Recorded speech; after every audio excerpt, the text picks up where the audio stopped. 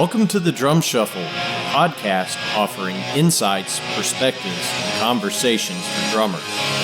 I'm your host, Jamie Eads.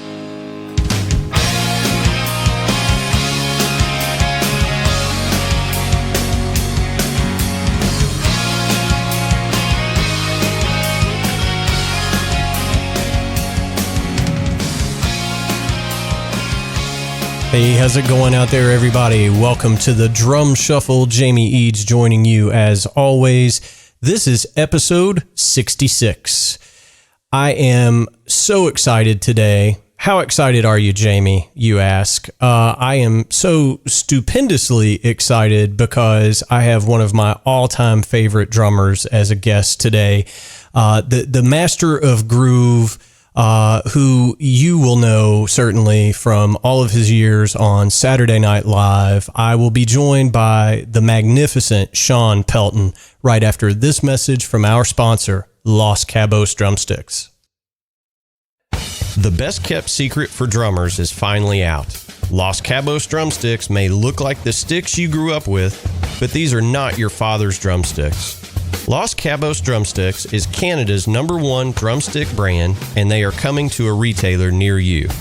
With operations in over 28 countries worldwide, thousands of drummers have already discovered the Los Cabos difference. Using FSC certified wood from Canada and the US, Los Cabos make the finest quality drumsticks, percussion tools, and accessories on the market. The best news, Los Cabos Drumsticks offers you a ton of choice. They have 22 individual drumstick models and 14 percussion tools, many of which are available in 3 different wood types: maple, white hickory, and red hickory. Red hickory comes from the center or heart of the hickory tree and has been independently proven to be both stronger and more elastic than white hickory without adding a lot of weight. While most drumstick manufacturers have shunned red hickory, Los Cabos Drumsticks has embraced it, becoming the only established stick brand in the world to offer a full line of red hickory drumsticks. To learn more about Los Cabos Drumsticks, visit them online at loscabosdrumsticks.com, follow them on Facebook, Twitter, or Instagram, and don't forget to ask for Los Cabos Drumsticks at your favorite retailer. Dare to be different. Join the Red Hickory Revolution with Los Cabos Drumsticks. All right, guys and girls, as I mentioned, just really excited today. I had the great fortune of getting hooked up with Shawn Pelton. Shawn has just played with everybody on earth. I mean, he is just such an in-demand session guy, clinician. Of course, you know, Saturday Night Live since 1992, I want to say. I believe it was 92 when he took over the drum throne at Saturday Night Live. Of course, he also helped out our good friend Levon Helm up in Woodstock with the Midnight Ramble shows. He just did a charity event where he was double drumming with Dr. Steve Gadd. Shawn has just done so many just amazing records, and we talked to him about all of those things, including how he got his start, where he grew up, all that good stuff. You just couldn't ask for a cooler cat than Shawn, and I am just absolutely thrilled to have him on the Drum Shuffle. So help me welcome the great Shawn Pelton to the Drum Shuffle. Hey, good afternoon, Shawn. How's it going today, brother? Man, everything's good. Yeah, thanks for having me. Oh, man, thanks so much for taking the time to do it. We really appreciate it. I've been such a fan of your playing over the years. It's a real thrill for me to have you on the Drum Shuffle, man. Yeah, fun. This is a blast, man. Thanks for having me. Absolutely. So, Shawn, what we typically do with our guests, and you can spend as much or as little time on this as you'd like, but, you know, growing up, you know, you're from Kansas City originally. Tell us a little bit about how you first got into music and drumming.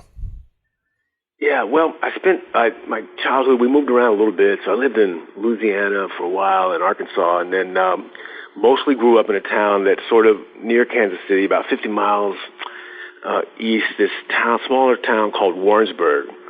And my mother taught there. It was a lucky town to be in that it had like a small state college, you know, thing there. And So what was so cool about that was sort of having access to a music department thing, instead of just being stuck in the middle of a hayfield. I had access to like a college music department as a kid growing up, and you could kind of go there and watch concerts. And then I eventually started taking lessons there at the percussion department. And so that whole thing of being there, and the fortunate thing of it being sort of a small college town with a music program, I think was really ended up being great, and was able to sort of get it together with putting an audition together, to try to get into music school. And but also at that time growing up around there, it was amazing. Like there were opportunities, like the Stan Kenton Tin Band would like do these summer camps, and I got to go a couple of those. They would like camp out in Springfield, Missouri. I think in like Southwest Missouri State or something like that. And that would have been in the late 70s. And Gary Hobbs was the drummer, great drummer in the band then. And I remember being there as a kid going and, just, God, you learn so much and being exposed to like a real working band and all these other players. And Dave Weckl was from St. Louis, and he was there at one of those, I remember. And I remember Gary Hobbs, just like saying to all us drummers in one of the master classes, like this guy is going to go on to be like, revolutionary. And then, he did. It was just so incredible to us. He was from St. Louis, and that he was at one of those things in the late 70s. And, the Jamie Aebersold camps and all that. And so back then, I guess that, in the late, when you were going to school, music was still a requirement, and when you sort of go through the band program and how it sort of leads to kind of if you're into the drum set, then all of a sudden you're in the jazz band, and so growing up around there, it worked out great, and also I was fortunate enough to start working at a young age. Like I was in a band that was doing gigs by the time I was in ninth grade, so that was so lucky. Like I was way into the jazz thing and that whole thing, and then but also able to run around and play VFW halls and do gigs. And that's one thing that seemed to like really paid off, just having a wide range of exposure to a ton of different styles and being interested in a lot of different stuff as far as surviving, later in New York. Because I think the wider range you have as a drummer, more opportunities you have, and instead of just being like somebody that does one slot, the more ground you can cover, I think the more easier it can be to survive, later on and stuff. Yeah, for sure, man. And you're one of the most versatile cats out there now. I mean, you do sessions that range from, I don't know, Pink to, all the live from Daryl's house stuff. I mean, you're just, you cover a lot of ground with your playing. Now, I know that some folks will know that you went to the Jacobs School of Music at Indiana University up in Bloomington. And I think it's been discussed before too, that you did some studying with Kenny Aronoff, during that time. How did you end up at Indiana? Was it just because it was, kind of close to home in the Midwest, or did you shop schools to attend is my question. Yeah, like everybody when they're trying to figure that out back then, there was Eastman and Miami and North Texas State and all those great schools. And then, from that Aebersold experience, I knew that the whole jazz program in Bloomington and this guy, David Baker, who ran the program. And so I put an audition thing together and then got accepted to IU. And then because IU was like a public school as opposed to sort of like Eastman was a conservatory, like private thing, IU was cheaper to go to. And then I kind of got some scholarship help there. And so that led to that. And then but what was interesting is I was a jazz major, and this guy ran the percussion department there, George Gaber, who was like sort of a legendary percussion teacher. And a lot of people went to that thing, like Jeff Hamilton went there and Erskine went there, and then, you mentioned Kenny. But there wasn't, at that time, there wasn't an applied, like, drum set teacher. Like now Steve Houghton's there, who does a great job. And the percussion department there is, like, so world class what they've got going on now compared, what they offer and stuff compared to like the early 80s, when I was there. But what's so interesting is there wasn't an applied drum set teacher there, so I got to go study with Alan Dawson for a couple summers when I was first there, my freshman, sophomore year, and that was like, wow, so amazing to hang with, it's like, oh my God, this is the guy that taught Tony Williams, and, and so many people like Billy Kilson and Terry Lynn, and I think Vinny, so many incredible list of drummers that have, he influenced. Yeah. Now, was he at Berkeley at that time? Were you going to... No, he was teaching, he was teaching out of his house in Lexington, Massachusetts, and then I had this crazy lucky thing where I had a girlfriend whose sister's father-in-law, like, lived in Lexington or something, and so I was able to, like, stay there and, like, mow the yard and take care of the house. Anyway, it was, like, really... That's fantastic. Lineup. But what was the trip is just being there at this IU thing, and then there not really being an applied drum set teacher and having to sort of, I was hungry to still learn and stuff, and then this opportunity with Alan, which was really life-changing to be exposed to his thing, and, just his teaching style with the whole, he would break the lessons down into like 3 sort of segments, 20 minutes, like an hour lesson would be 20 minutes of different things. And he had this whole rudimental thing, which was the first 20 minutes. He gave you like 3 rudiments a week. And you dive into them like, open to close, that whole thing where you start out slow and fast and then back slow again. But then he had this rudimental ritual thing that I'm sure a lot of you guys have heard about. And it's like 7 pages of all these rudiments, like the American 26, but then all these Swiss rudiments and all these other variations. And it was really this incredible, like, fundamental thing where he put them together in four-measure phrases, and you would play them over like a samba thing with your feet and some different patterns. And you had to memorize it and had to play with brushes. So it really, you were really making your hands make it happen as opposed to just, rebounding and stuff. And so there was that part of it, and then he would get into this whole syncopation book thing, with all the different variations and stuff. And it was so cool being exposed to that, because, the syncopation book is just these rhythms, but the idea of being able to apply any kind of concept to it, and then the last 20 minutes you would play with him, like he'd play vibes and you play drum, he would be out making music, and kind of like different song forms, different time signatures, and maybe it'd be blues one week and then rhythm changes and then different forms and stuff. And then he'd play vibes and you'd play drums and then you had to solo over the form of the tune. But the Alan Dawson thing was just, wow, to be exposed to that. And then the other trippy thing was then in Bloomington, it was the time in the early 80s when the whole John Mellencamp or John Cougar and all that was just starting to happen. And Kenny Aronoff was there. That's where Mellencamp was based, out of Bloomington, Indiana. And so, man, I sought him out and said, oh, man, will you please teach me some stuff, And, man, that led into a really close relationship of sort of following him around and watching him play. And then he, having lessons and, several years while I was in Bloomington. And he was, incredible influence. And at that time, it's right when people really started playing big and physical, and it was sort of like in the 80s, where the snare drum was often mixed like the loudest thing, born in the USA, Yeah. Right on. And so his sort of physical presence and the idea of like trying to project to the back of the row of a stadium tour thing, and all that was really a trip to be exposed to, especially, having to also swim in the whole jazz thing and playing piano, trios.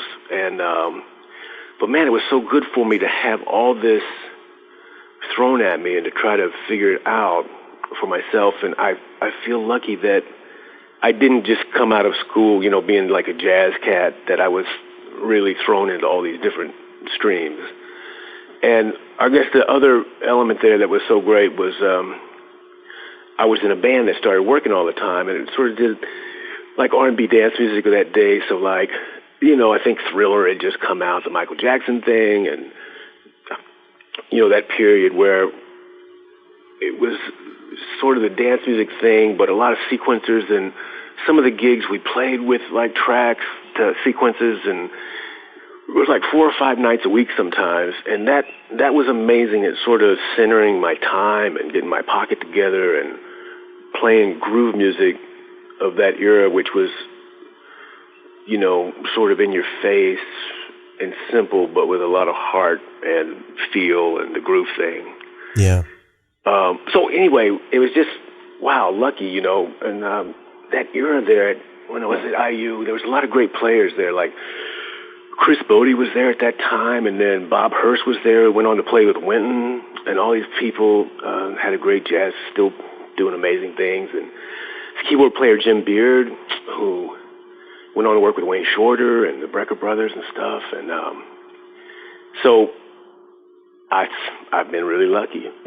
You know? Yeah, well, I mean, I think it goes without saying, you know, your time that you spent in that, you know, very nurturing educational environment, you know, it kind of, you know, it was the crucible that molded you into the young man that you were going to be when you graduated. And, you know, I guess I'm curious, after you graduated from IU, you know, at what point did you decide to make the move to New York City? Was it immediate, or did you hang around for a little while? Did you go home?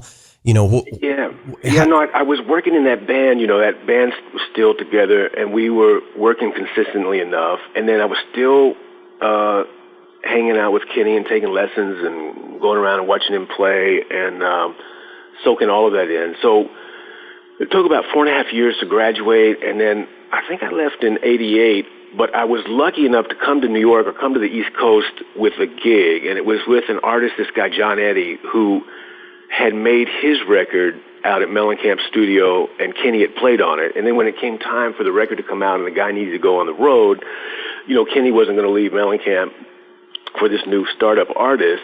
And so I moved to New Jersey, and that whole Asbury Park thing is where he was kind of based. He was kind of like a Springsteen-esque artist on Columbia, and this would have been the late 80s.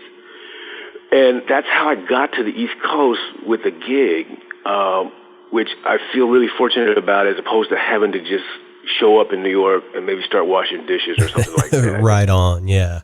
Yeah. And, you know, in New York at that time was a trip, especially like in the early 90s. There was sort of the crack epidemic and that whole thing about surviving in New York with your gear. And, man, you know, when I first lived there, I lived in Spanish Harlem, and the car would get broken into. Eventually the truck I moved out got stolen, you know, and chopped up for parts, and then they took the license plate and put it on another car, which started like doing some illegal stuff. Anyway, I had to go down and prove that it wasn't me, and there was a lot of. It's hard, man, in New York.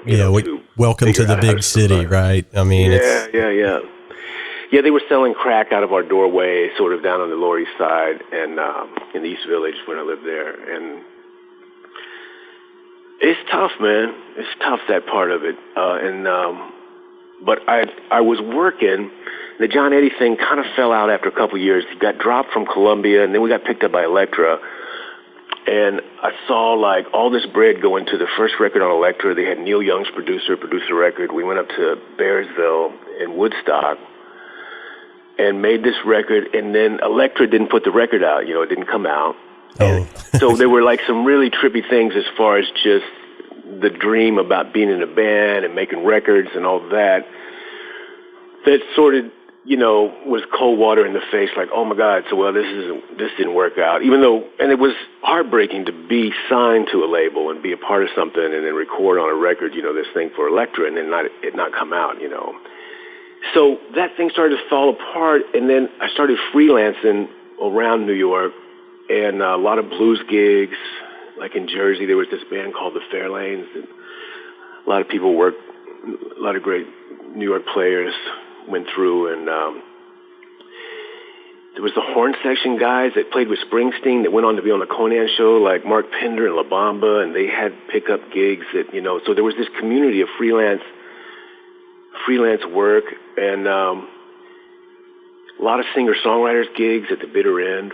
And it was interesting because I didn't really think of myself as coming to New York to play with a bunch of singer-songwriters. It sort of became like what happened just to survive, you know. Yeah. And then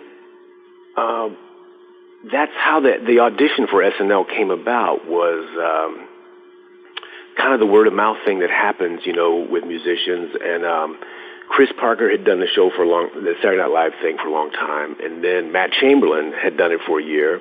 Amazing, you know, both those guys. And then I think Matt decided to step away from it, and, you know, went on to have this incredible career, obviously, that we all know of. You know, such a great musician. And so this thing opened up, and there were some auditions, and G. Smith, who was running the band at the time, the bass player he called the bass player and said, "Hey man, you know, Matt's decided to leave. We're going to have some auditions. Do you know anybody?" And I had just played with Paul on sort of a pickup gig the night before at the Lone Star Roadhouse. And, you know, in one of those kind of freelance gigs where it was the Uptown Horns were on it and some, you know, great musicians.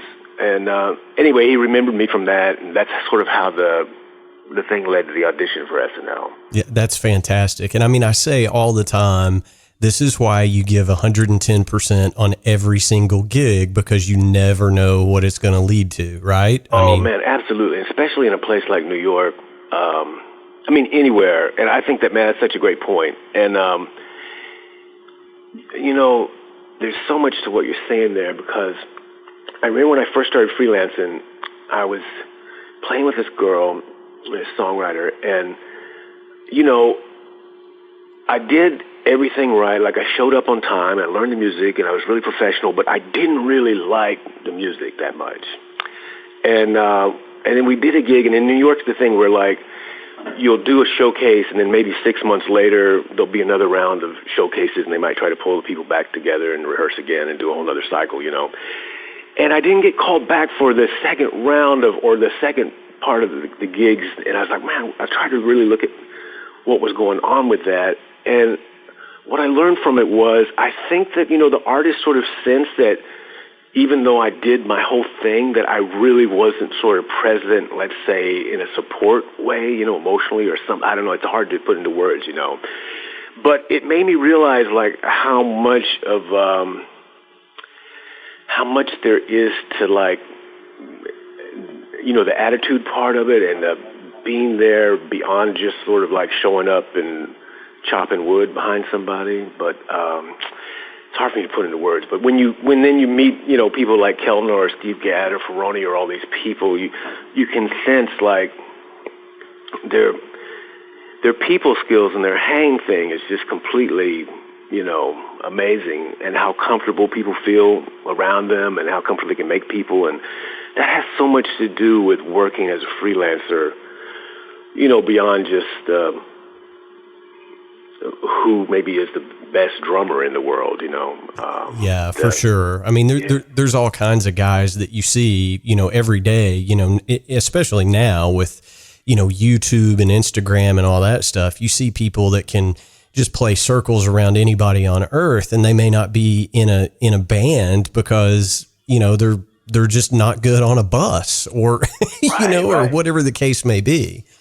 No, man, that's so interesting. And the ability to sort of put yourself in the other person's shoes, and, you know, like as a drummer, if you needed a bass player for a gig, you know, do you want the guy on the 6-string bass that can play 300 miles an hour, or do you really need somebody who has a great feel, can play simple parts, play for the music, the song, and then, like you said, is like a fun hang, you know?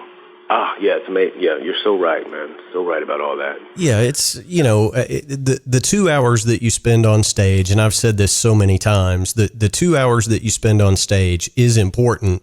It's the other 22 hours that you're trapped in an aluminum tube, you know, traveling down the road or through the skies or whatever, that really separates the men from the boys, I think. Yeah, Jamie, you're right, man. Absolutely. Well, so 92, you get the chair in the Saturday Night Live band. And this is a question that I have been just dying to ask you for many, many years.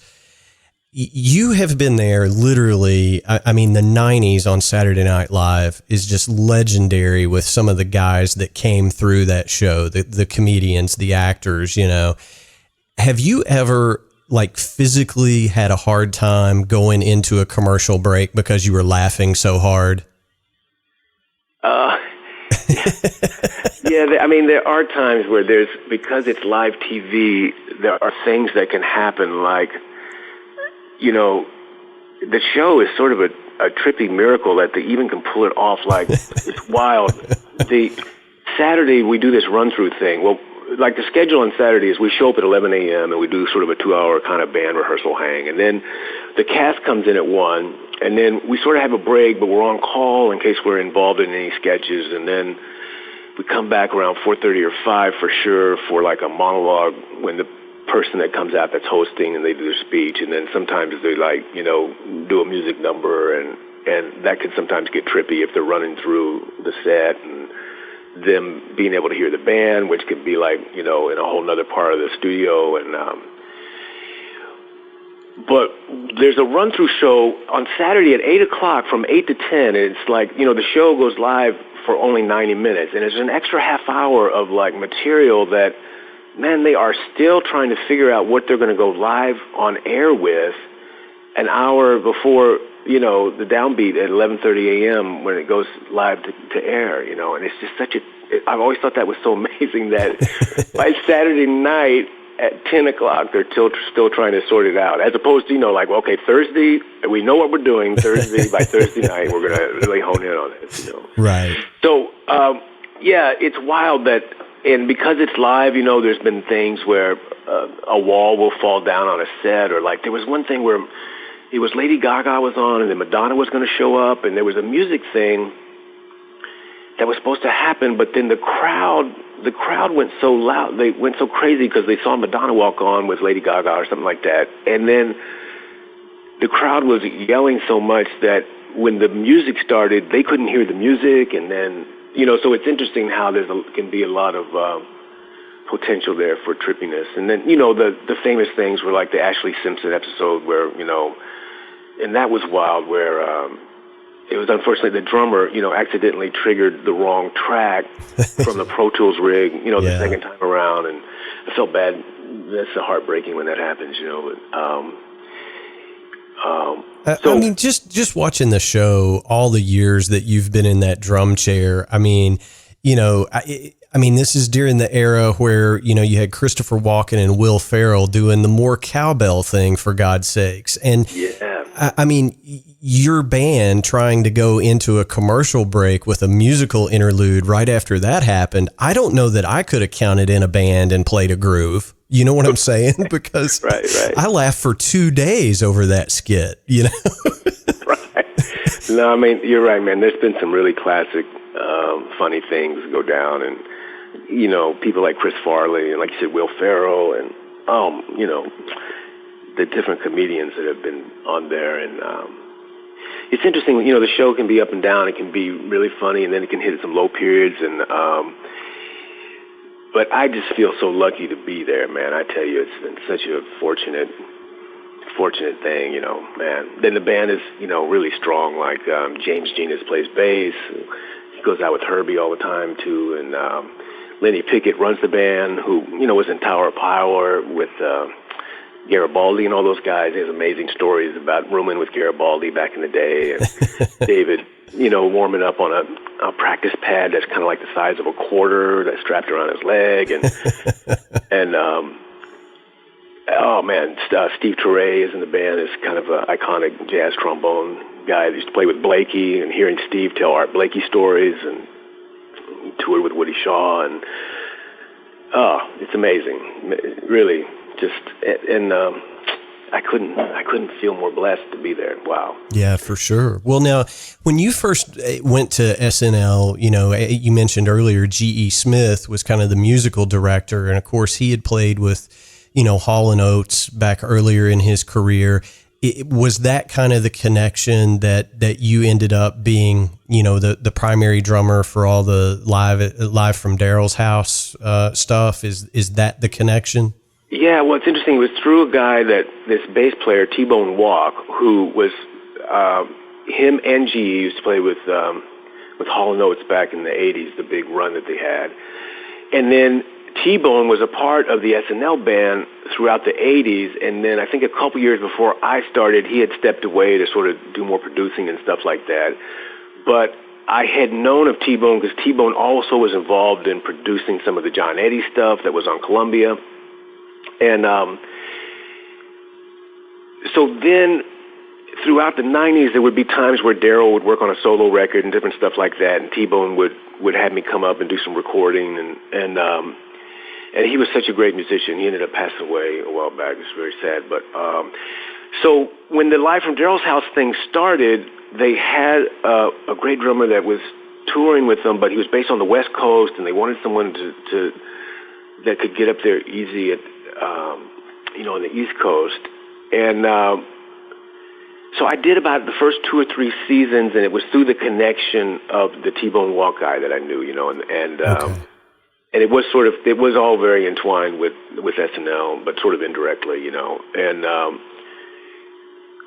now Brian Dunn does the thing, and he's a great pocket drummer, great musician, and he's been doing it for the last several years, but that was a really fun thing to be a part of, man, and then when we started it, we never didn't know if anybody was really going to care about it, but there's been some classic shows on that with Daryl and the people he brings to the house, Yeah, for sure. I mean, it's a great show, and it's just, for me, kind of a semi-pro guy, to be able to see all these different artists come through there, and just just the jam aspect of it is just absolutely incredible. It's just the musicianship is so wonderful. And you were in another situation very similar to that that's got a very dear spot in my heart is, you used to be part of the Midnight Ramble band up at Levon Helm's place, up outside of Woodstock. And, we said before we started the interview, Levon Helm is one of those drummers that you cannot teach what Levon does. You're either born with kind of that greasy, groove, or you're not. I mean, talk to me a little bit about some of your experience with the Midnight Ramble, because I know that's got to be a highlight of your career. Yeah, it really does. Being around Levon and some of these people, man, you can learn so much just sort of being in the room and seeing how they handle situations and the choices they sort of make musically and all that, and then just their physical presence behind the kit and how they approach a feel and Levon's goes way back to some really hip shit, like, well, he'll play both hands on the snare drum maybe and not go to the hi-hat, and sort of snare drum based rock and roll type of Earl Palmer, or 2 hands playing eighth notes type of things, like, one on the hi-hat but both hands playing eighth notes. And man, his sound, he kind of had a muffled sound. He would muffle the drums a little bit, and just his touch. But the thing that I just love so much about Levon was he was really positive and inclusive, and he was a happy drummer. The smile thing, and there was never any like darkness. It was always that music was a celebration, and just like a lot of joy about making music. And in New York, like sometimes cats can get trippy or jaded, or there's in any music thing sometimes it can. But man, Levon just had this joy about making music, and a smile. It was just so inspiring to be around. And then to be able to play double drums with him on some tunes, and then he would go out and play mandolin on some things, and playing drums behind him on some of those tunes when he went out front. And but man, he was really positive and inclusive. There were so many people that got to do that went through. There's Tony Leone, a great drummer, and Justin, who was an engineer that ended up playing a lot when they would go out on the road sometimes. And so that whole scene up there, I think DeJohnette would come by sometimes, and people that lived up in the Woodstock area, and he made it feel like such an inviting, warm celebration of music, and it was everybody was welcome type feeling, it was awesome. It's awesome. For sure. Well, and you mentioned double drumming, and I've got to at least mention this. Just a few weeks ago, you did the I think it was the third annual the Love Rocks New York City benefit show, and the two drummers were you and Dr. Steve Gadd. Talk to me a little bit about how intimidating is it to know that you're going to be double drumming with Steve Gadd? Oh man, I know. Wow, it's just, oh my God, just how lucky of an opportunity too. It's like you said, it's the third year, and man, these things, like this year, I think like it was Robert Plant, and then Ann and Nancy Wilson from Heart, and that was sort of the first time they'd been together for a couple of years because of some kind of internal thing that was happening. And then Sheryl Crow was on the bill this year, and that was fun to see her because I had a chance to do some touring and recording with her back in the day, and see her again was a blast. But I mean, these lists of the artists, it's a long show, and like, let's try and think. Taj Mahal was on it with Keb Mo. Jimmy Vaughn was on it. Billy Gibbons from ZZ Top. Grace Potter. Lucas Nelson, who's Willie Nelson's, kid that ended up, he's so soulful and great musician, and he's involved, I think, in a lot of the music from A Star Is Born with that band of his. And then last year, I think Fagan did it, and that was amazing because Gadd did some of those classics. Steely did Asia, and just being there, seeing Steve do that solo, like 10 feet away. Just mind-blowing, Yeah. But Emmylou Harris, Norah Jones, Mavis Staples, goes on. Joe Walsh did it one of the years, Jackson Browne. And what's wild is just, you really got to do your homework, because you sort of have, when there's that many artists, it's not like you have 3 hours with every artist. You basically have like about 20 minutes, and you've got, like, as a drummer, it's such a trip, like I also do this Songwriters Hall of Fame thing, and then once I covered for Anton on the Rock and Roll Hall of Fame one year, and like, you've got like 10 seconds to make an impression that you sort of have it together, and that your feel is happening and that you're confident about what's going. It's not like it's, I think this is how it goes. It's like, man, you have to know how it goes, and you have to kill it, and you have to, it's, with conviction. Or if it's about, if it's something soft, you have to have enough of them in your monitor, if you're not laying something down, but actually fitting in what they're doing, and, the dance of all that. And, but the thing with Steve, wow, just, it's been so amazing because, that thing that we're talking about, personalities, Steve is, he makes you feel so comfortable. And like the communication thing that we were able to get going kind of right away, because it's like there was no ego involved about anything, and like it was all about the music. And there would be things where he would want to do fills together sometimes, so one of the things we did a Zeppelin tune, and a Whole Lot of Love, and there was, out of that breakdown, I think there's a signature fill that, da, da, da, da, da, da, da, like these machine gun 16th note things. And Steve was like, man, yeah, let's do this together. It's so powerful when we just nail the shit out of something, And so, we would write in certain fills sometimes, and then there'd be other times where, he said, man, I'm just going to lay this down and you go crazy, or vice versa, and where we would alternate at the end of phrases. But he made it so comfortable, and it was just fun, and the, that can go, when you play with two drummers, it can be a mess, so to him to have it feel so effortless with his communication stuff, and, we'd go through the charts together and try to make sense of everything, because there was a lot of material in a short time, so it was really like we'd go upstairs together and dive into it. And, and he has no problems if there's iconic parts and stuff. It's not like, well, I'm I'm Steve Gadd. I'm going to just do my thing. You know, he has respect out of like what the track is about, if it needs to be that. And then, you know, like we had to do Barracuda one year with Ann Wilson, and you know, that has that really big, busy bass drum part,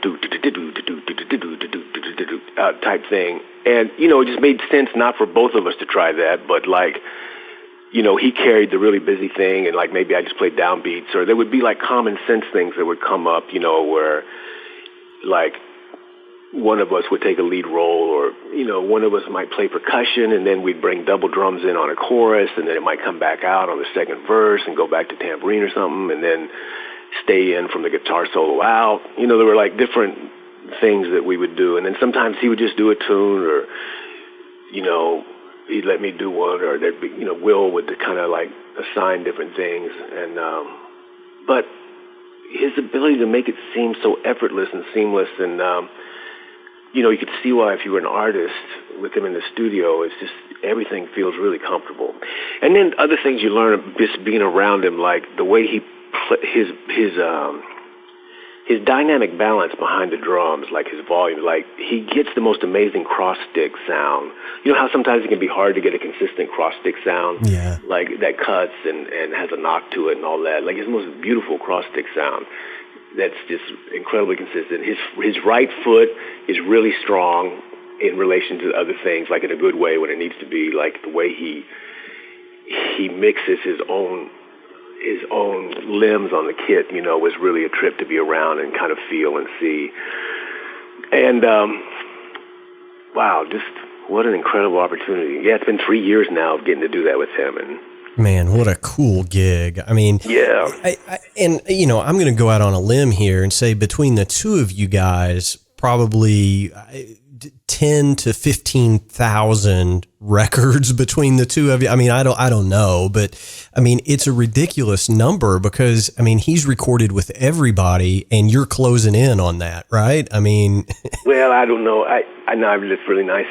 Definitely 10 to 15,000. I bet with him alone. You know, yeah. I mean, it's crazy.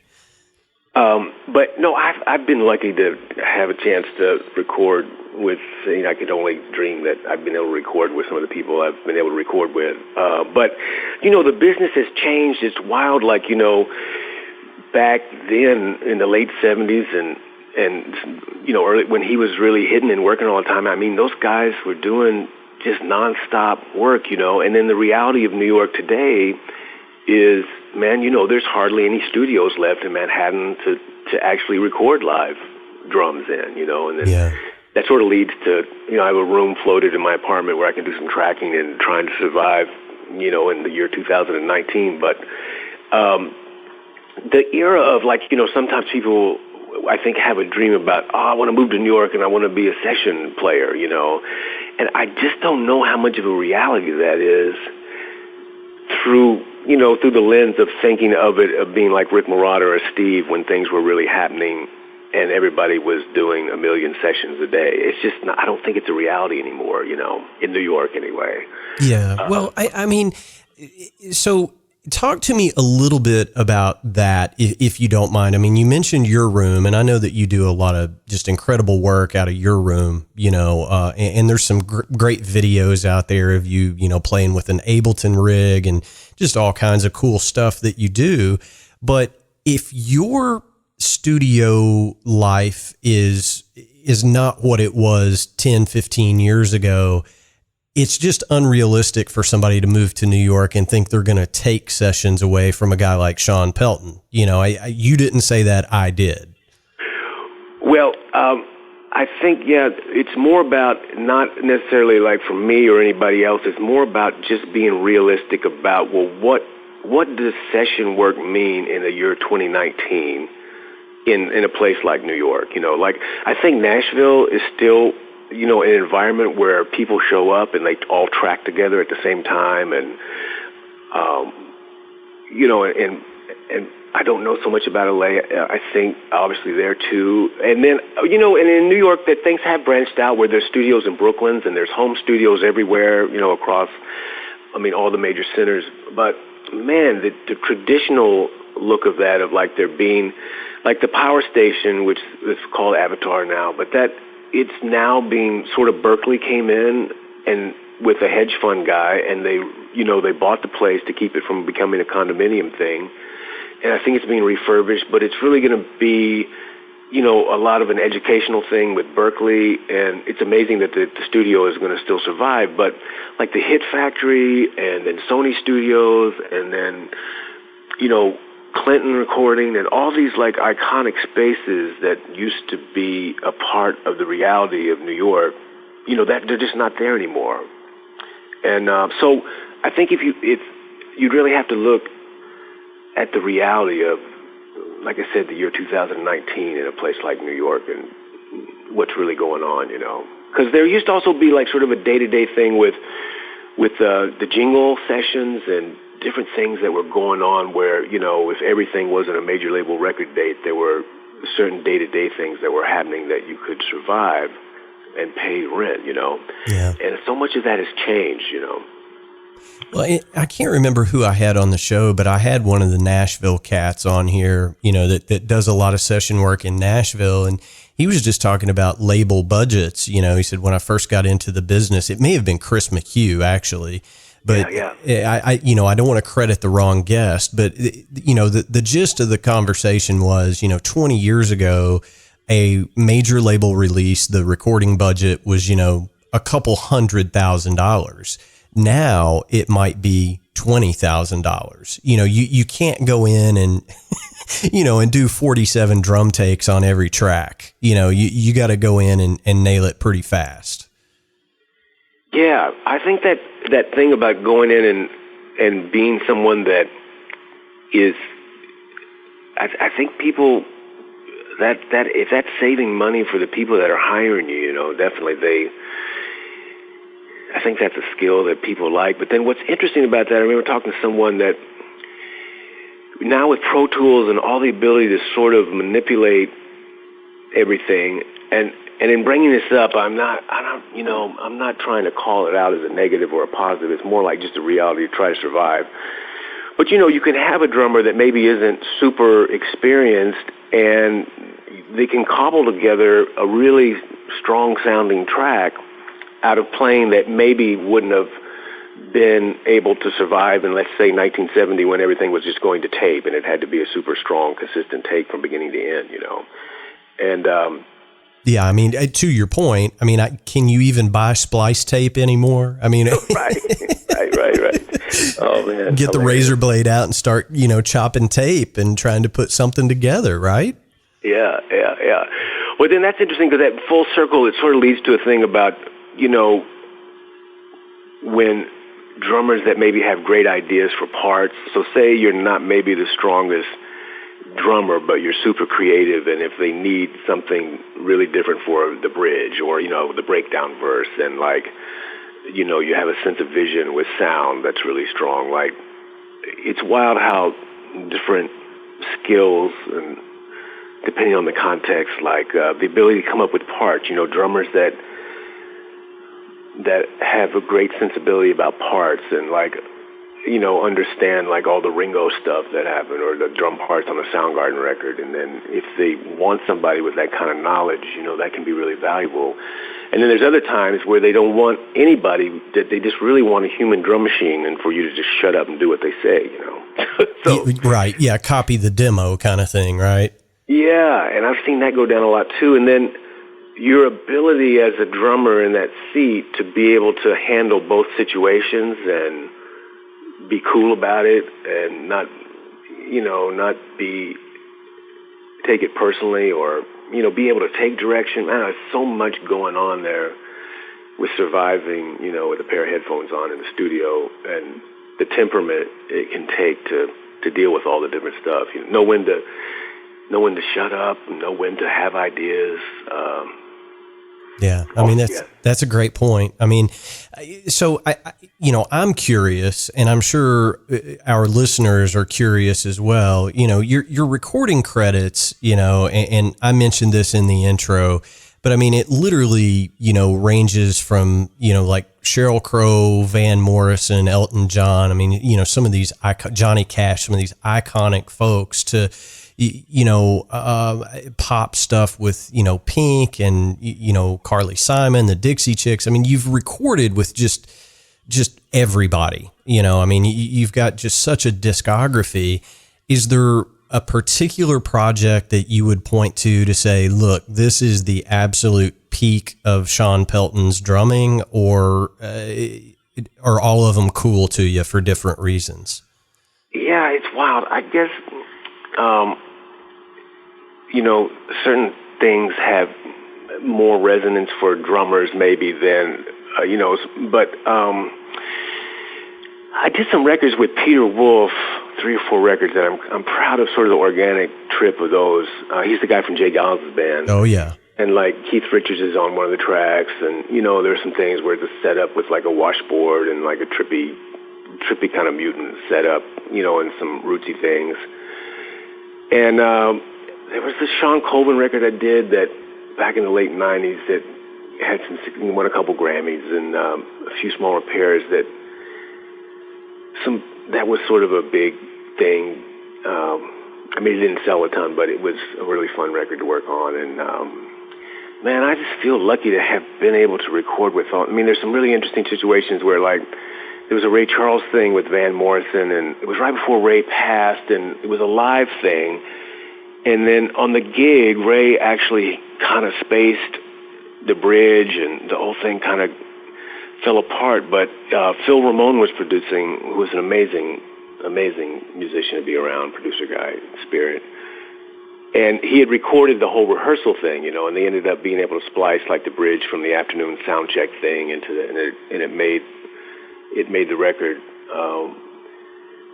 But different things like that were, being able to do something with Bruce Springsteen, or like I got to do a couple things with Bob Dylan, and it was just like, wow, I thought it was all a dream, Yeah, I mean, what an amazing career. And, I hate to jump around so much, but, I want to be respectful of your time, and, I don't want to, kill your evening here. But, one of the things that I think a lot of people don't know about you, or maybe they've kind of forgotten about, is you filled in for Anton on Letterman's show quite a bit, and so, I mean, and you mentioned you did Rock and Roll Hall of Fame with him. Your career has just been all of these amazing experiences. And, I guess my question, what I'm ultimately getting at, is do you credit that to your playing ability, your networking, your education, or I'm sure it's kind of, a combination of all those things, but, how have you ended up in all these different situations? You've said lucky a few times, and I know you feel lucky, but I think it's a lot of hard work too, right? Yeah, no, amen. And, I've kind of given everything I just love it so much. And, like I never figured out how to have a family and then commit the kind of time that it would take to sort of have it together to make all the gigs and stuff. And, so it's been some sacrifices in that way. And, what's interesting about the Letterman thing, that's one of the harder gigs to sub on, as far as I've been kind of lucky where I also subbed on the Conan show a couple times for Max. Yeah. And then the Letterman thing, and then, doing the SNL thing. So sort of seeing these 3 different television shows, and then what's similar and what's not similar. And what's the trip is that SNL is pretty straight ahead because there's because it has a 5-piece horn section, there's charts and everything's sort of written out. And, when GE was running the band, it was a little bit looser, and GE, sometimes we'd be live on air and he would just go to the edge of the stage and just start playing some stuff. And he would expect you to just come in and figure it out, And I think that's from him working with Bob, because Bob would do that to those guys in the band. I think he would just start a tune.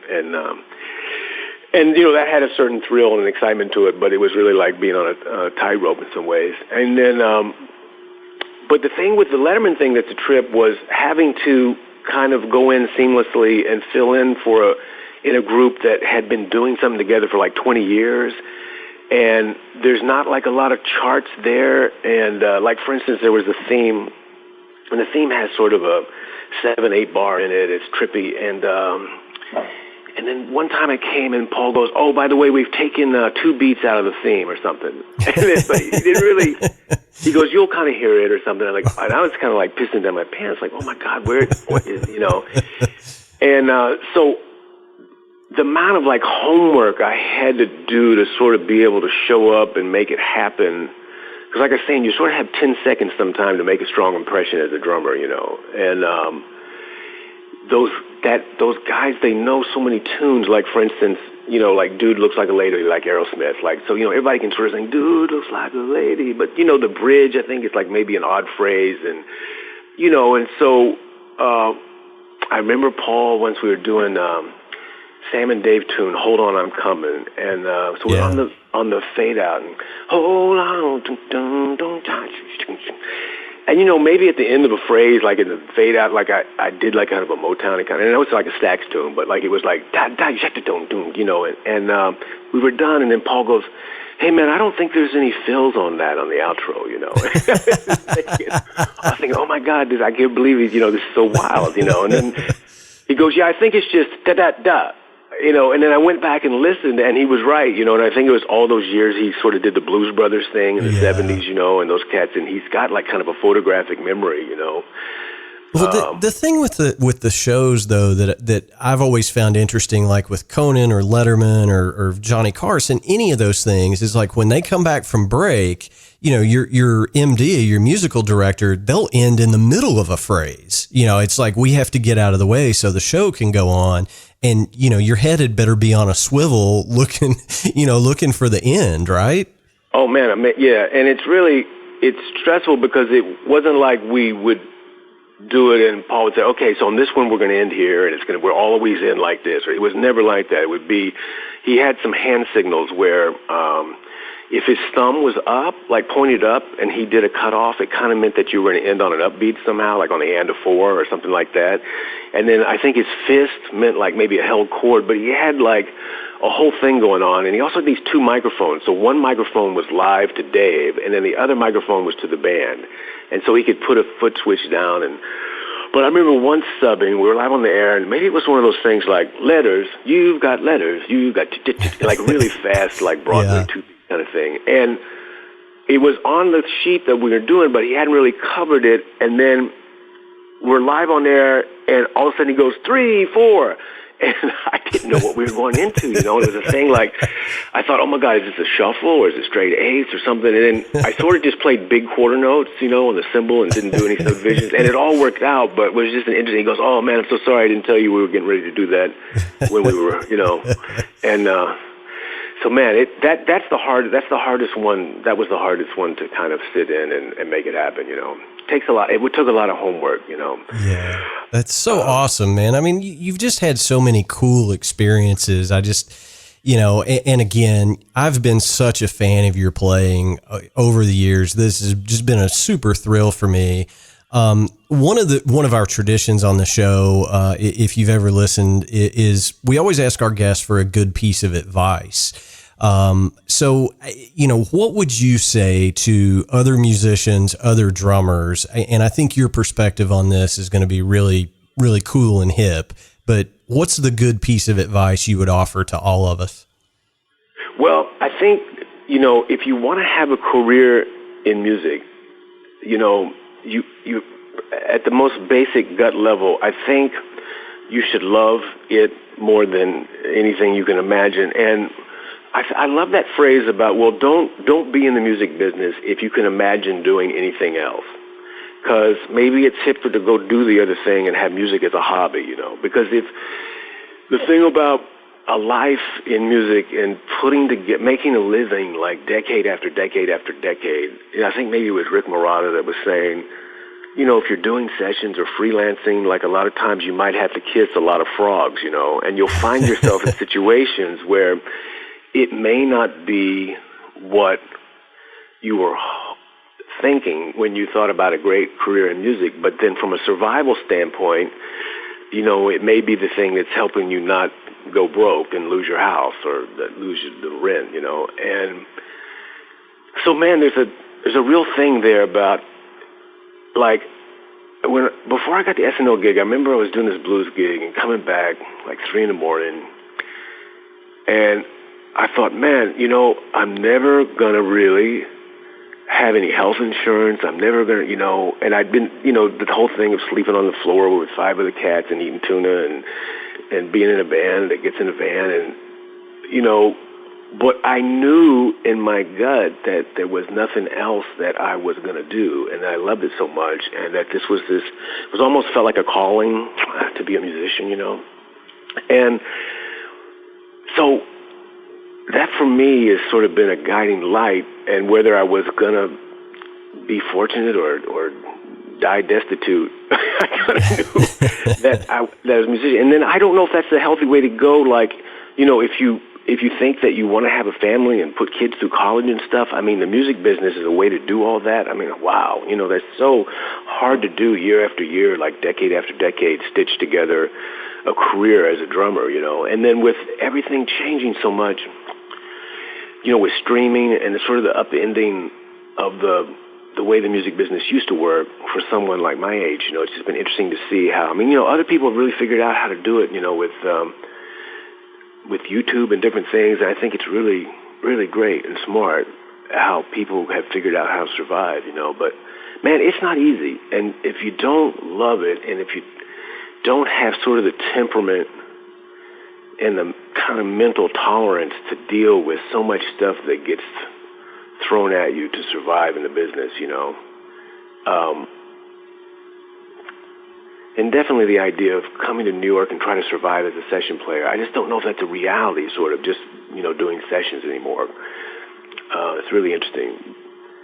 But there are other ways to put it together, and, but, man, do it because you love it.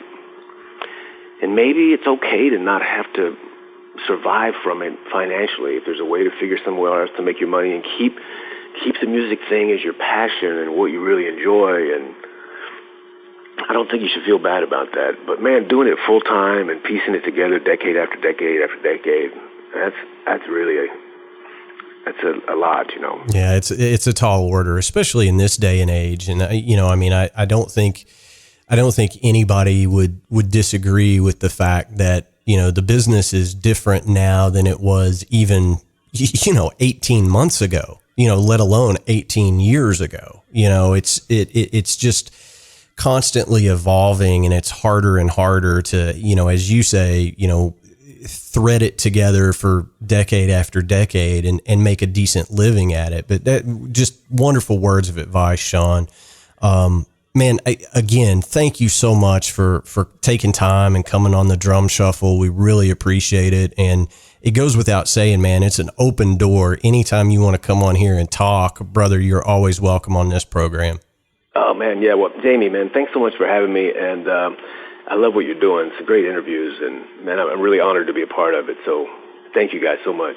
Well, thank you, Shawn. We appreciate it, and we'll be in touch real soon. We'll do a follow up with you here before too long, because you've always got so much cool stuff going on. We gotta keep up with you, right? Yeah, I like it. We'll do it again. All right, brother. Well, thanks again, man, and I'll talk to you real soon. All right, Jamie. Thanks a lot. All right, see you, buddy. All right, guys and girls, that's going to do it for episode 66 of the Drum Shuffle. We really do appreciate each and every one of you tuning in week after week. We simply cannot do this show without all of you doing so. Go ahead and hit that subscribe button. I ask you to do this each week, and we really do appreciate it. We are coming up on our 10,000th subscriber. So again, if you know some folks that may like to listen to the Drum Shuffle, send them a link, send them a text, just mention it over coffee. We certainly do appreciate it. That's a huge milestone for us, and we're really looking forward to hitting it, and we can't do it without all of you guys. Of course, I love hearing from you throughout the week. The Drum Shuffle podcast at gmail.com is our email address. We do answer every single email that we get. Our web address is thedrumshuffle.com, and you can find more information on me over at jamieeads.com. Also, check out all those social media links on my website, Facebook, Instagram, and Twitter. We do try to do some social media throughout the week, and we love interacting with all of you that way as well. Many thanks to Shawn Pelton for taking time out of his immensely busy schedule to come on the show. And next week, you are not going to want to miss my friend, Logan Todd is going to be on the show. And Logan actually came up from Nashville to the Drum Shuffle studios, and we did an in-person interview. So that'll be a little bit different.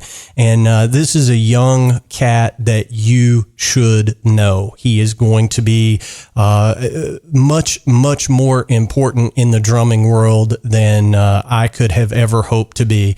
Great guy doing some great stuff. So join me for Logan next week on the Drum Shuffle. Thanks so much for tuning in. We really do appreciate it. So until next time, may your head stay strong and your sticks never break.